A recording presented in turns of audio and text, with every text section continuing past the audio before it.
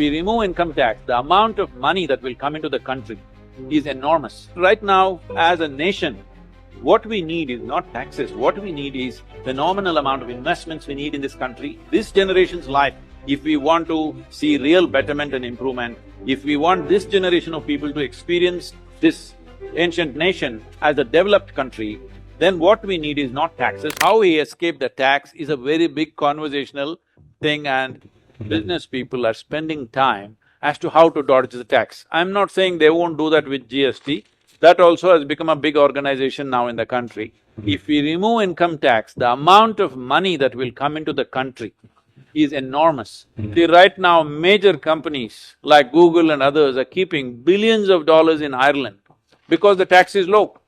That's what the US president is trying to get back to their country. We must understand that by paying taxes, nation does not become rich. See, in a nation like ours, when less than 2% of the population is paying income tax, they will always feel that their money is not coming back to them in the form of services, because with 2% of the people or less than 2% of the people paying tax, you have to service the other 98% of the population which doesn't pay tax. So naturally, people who pay taxes will feel it's very unjust, because nearly 40%, 40 rupees out of 100 rupees if you take it away, there is a certain pain.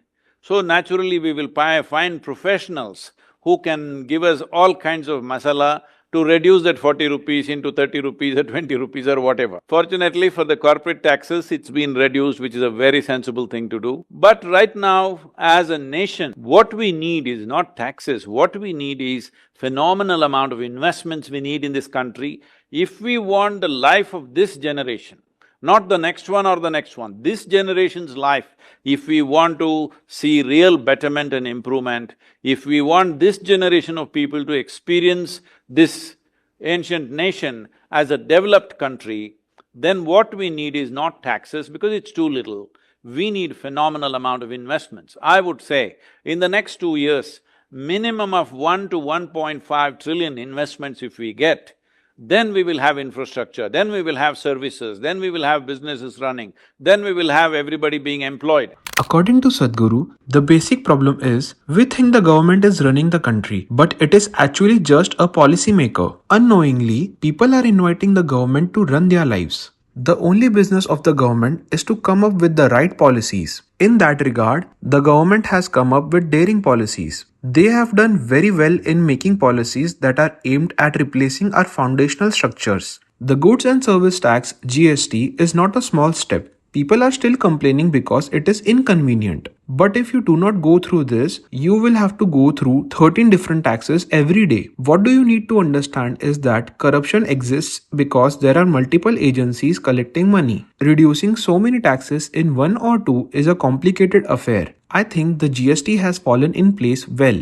It may look like we are hitting the small businesses, but if we do not fix it now, we shall always remain a small business. If the nation has to become a big business, some foundational laws have to be strongly put in place. In this country, we must understand, even today district administrators are called as collectors. This is from the British era. Because the British were only interested in collecting tax, never giving you any service. They were just taking the tax money and taking it back to their home, whatever they were doing there.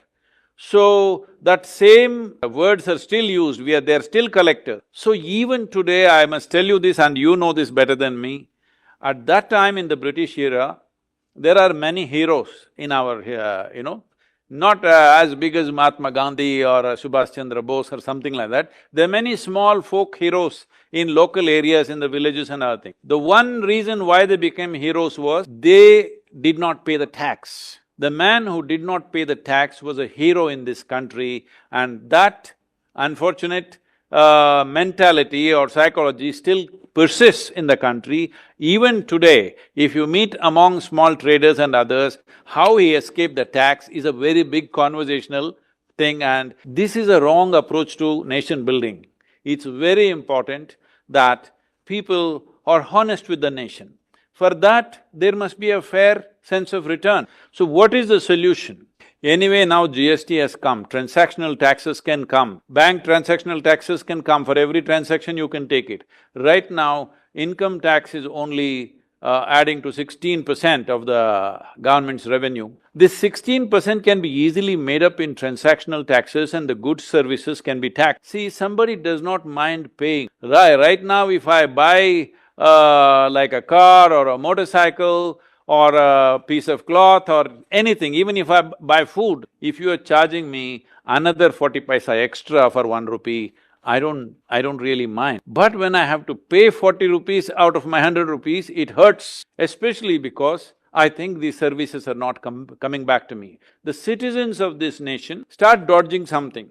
So there is an element of criminality in that. And by being a criminal, you survive and you're successful being a criminal. Either you somehow escape or you bribe somebody or you get away with the system somehow. Now, once I commit one crime and I'm successful, I'm always encouraged to commit a bigger crime and a bigger crime.